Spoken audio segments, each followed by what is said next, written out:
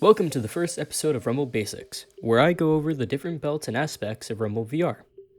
Today's topic is the white belt.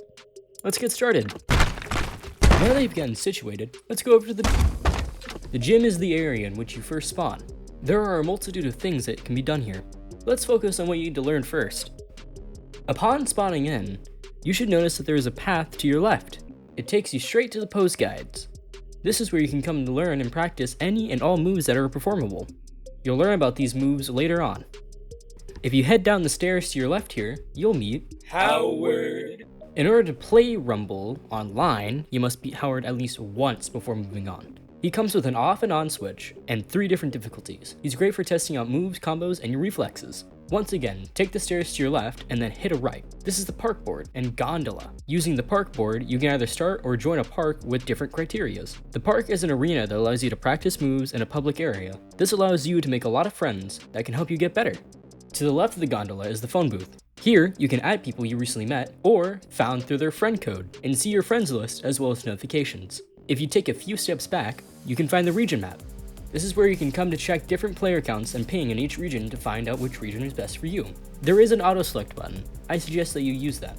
Hitch another left and you'll find yourself at the daily leaderboard. Here, you can find the people who have grinded the most that day. You can also see your current BP and rank right under your name at the bottom. Walk a few steps to the right and you'll find the shift stone board and its accompanying info panel. Shift stones are little additions that go onto your gauntlets and give you different abilities based on what you choose. I won't be going over all the shift stones, but my personal favorites are charge stone, flow stone, and volatile stone. None of the stones listed here should be used until you reach black belt, as all of them require moves that are in the higher belt range. Now let's hit one last right and head over to the matchmaking machine. The matchmaking machine has a slider and a lever. Depending on the type of person you are, you can select the skill range in order to fight different types of people. I know it may seem counterintuitive, but in order to progress faster, matchmake on the any rank setting, as most people who play this game are willing to restrict themselves to your moveset. Anyone who doesn't is just greedy, and I personally don't like them. Alrighty, let's move on to your Now, before you get ahead of yourself and attempt to pull off some amazing moves that the great legends of Rumble do on a daily basis, you must learn the basics. Everyone who first gets into the game starts out as a white belt. What does a white belt do? Well, it gives you access to the first 3 starter moves.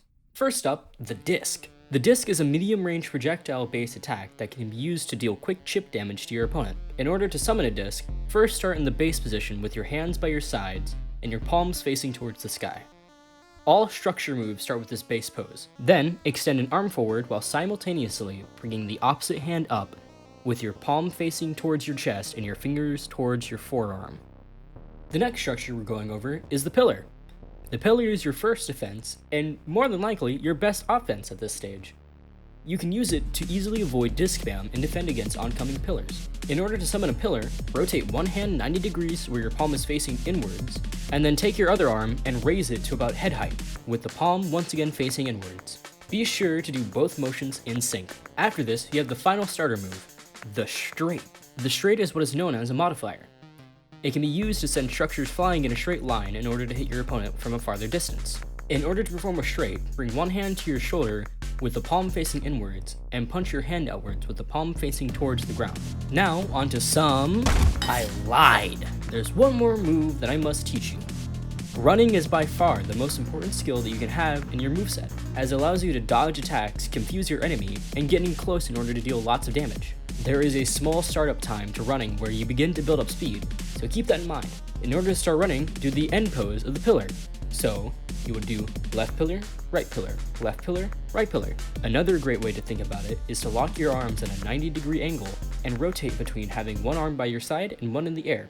Okay, for real this time, let's move on to Okay, so the first combo you should learn is known as the speed disc, or bullet, depends on who you are as a person. Speed disc is a faster version of disc. It can be used to get chip damage off a whole lot faster than just using disc. To perform a speed disc, you must summon a disc and perform a straight right after. The timing is tight, but if you succeed, the disc will travel much faster and much farther than a regular disc. Up next, topple. Topple is the best way to turn your pillar into a long-distance projectile to absolutely ruin your opponent's thinking pattern. In order to perform a topple, summon a pillar, summon another pillar, and quickly perform a straight in order to send the pillar toppling towards your opponent. The more you vary your timing, the more varied the distance it travels is. Now, let's move on to... As you boot up into your first game, there is something you must take note of. the light and the shadows of the arena. Why? Well, there's two states you can be in from the start of a match to the end of it: host versus client. To understand whether or not you're hosting a match is to first face your opponent, which you should be doing to begin with. Once you're looking at your opponent, take note of the light. If the light is to your right, you are on host. Why is this so important? Well, if the light is on your left, you're probably gonna have a bad time due to the varying timings that comes with being on client, but we'll touch on that in another video. Now you can be in one of two arenas. There's the ring and the pit. The ring is a raised circular platform with a drop off around the edges, where if you fall, you will most certainly lose. Be very wary so you don't end up falling off the edge and blowing the whole round. The pit is the opposite of the ring. It is a hole in the ground to form a pit-like arena where you cannot possibly fall out. Now, before you think this arena is a lot better to play in, the pit has its own obstacles. Along the edge of the pit, you can find giant boulders. At your current level, I suggest staying far away from these, as they can deal a lot of damage to you if you use them incorrectly or if your opponent is smart with them. Now, when you're going up against another rumbler, be sure that you have your attention put towards them at all times. That means you want to be constantly looking at them. However, do try to keep some kind of awareness of your surroundings so you don't fall off the edge of the ring or smash your back into a boulder.